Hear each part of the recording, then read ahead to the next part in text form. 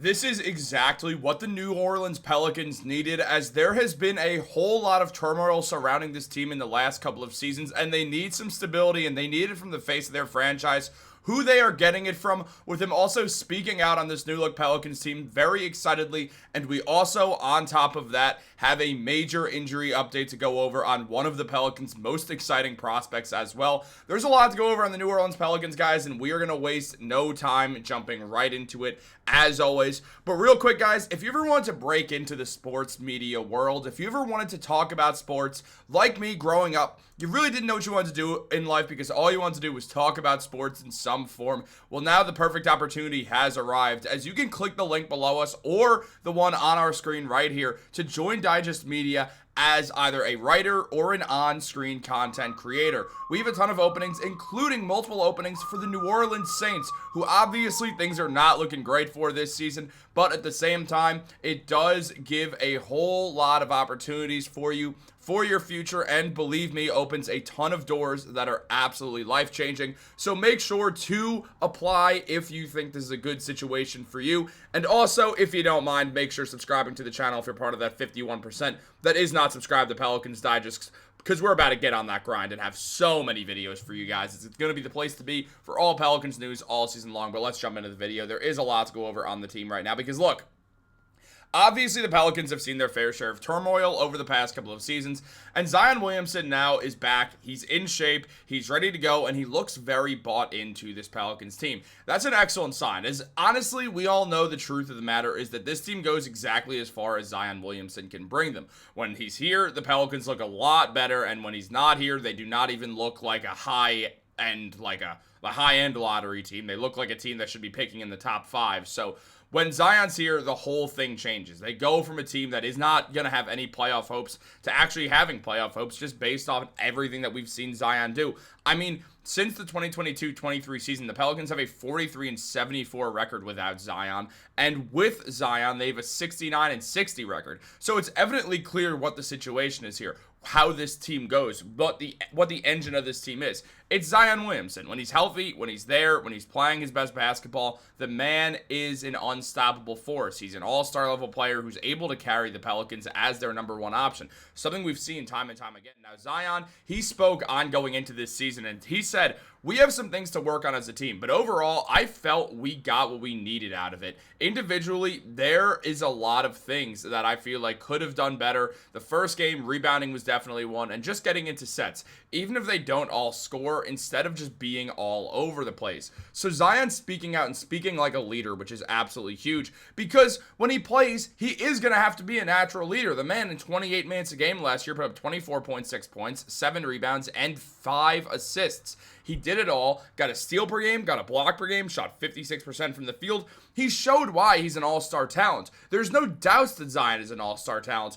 And he also spoke about playing with Jordan Poole as well, one of the new players on this team, one of the new core members of the Pelicans, saying it's going to be exciting out there on the court with him because Poole brings energy and he's a competitor. He won a ring, so he knows what it takes to get there, and having that experience on this team with him alone is big for us. And it absolutely is, not just because Jordan Poole has experience, like Kevon Looney, who also has experience, winning on the exact same team. But Poole also last year on the Wizards put up 20 points per game, grabbed 3 rebounds, got 4.5 assists, showed he can be a lead ball handling guard, especially while Dejounte Murray recovers from the Achilles injury, shot 38% from 3 and 43% from the field.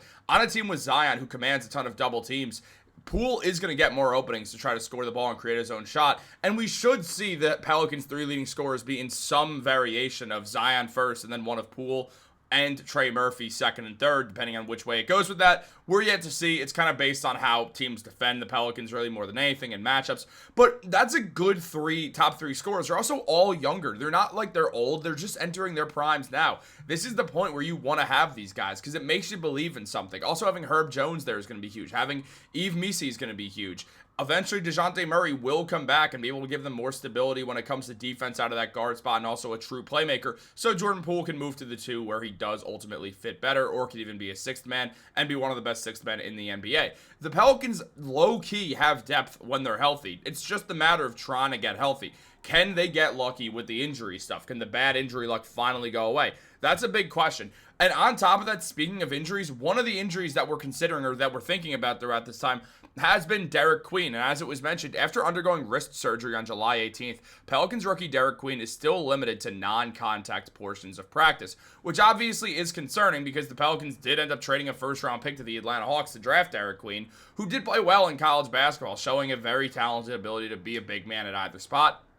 He's a solid defender who scores down low really well, put up 16.5 points, 9 rebounds, and 2 assists per game, shooting 52% from the field. Derek Queen is a very talented player. There's no doubt about the fact that he's a talented player and that the Pelicans, they need Derek Queen to be his best self. It's just how they're going to be at their best because he adds another big man to this roster and he can play both positions, which is absolutely huge. We saw him shoot really, really well in Summer League as well. He only shot 44% from the field, but did shoot 50% from three, put up 14 points and 11 rebounds per game with 2 assists. So he showed a lot of potential to play that 4 spot as well and to just give the Pelicans more versatility. And in this day in the NBA, that's absolutely massive. Now, Queen did talk about coming back and everything, and he said, it's tough right now. It's a lot of conditioning, a lot of weight room. I just got to watch my teammates out there play 5-on-5 and them doing the whole practice while I can only do a partial practice.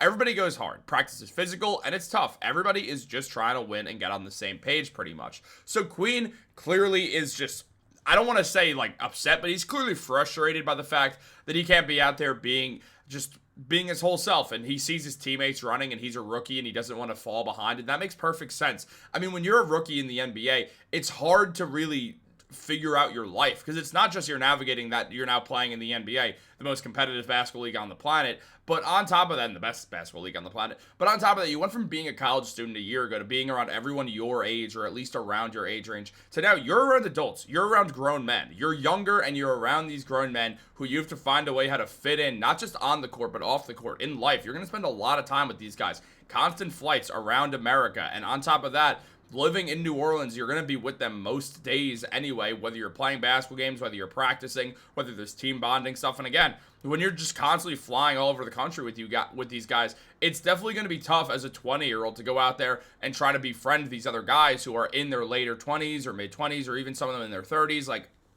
And that's one of the things that the Pelicans, they do have to look towards their leadership, whether it's coaching or whether it's Zion or someone else on the team, like a Jordan Poole, for instance, also should have experience with this at this point. Obviously, Jordan Poole doesn't always have the best success with his teammates, or, well, one of his teammates who, well, you know.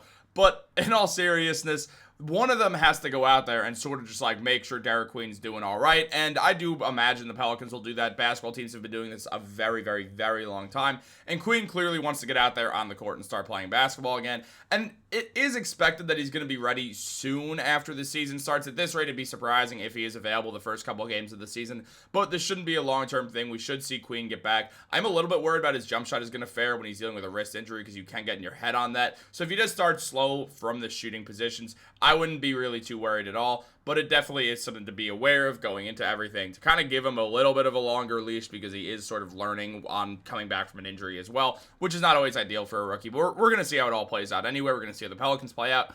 What do you want to see out of the Pelicans? What do you want to see out of Zion this year? What's your goal for Zion Williamson this year? That's what I want to hear in the comments down below. Let me know that. Like this video, subscribe, turn on post notifications. Have a great day. I'll catch you later.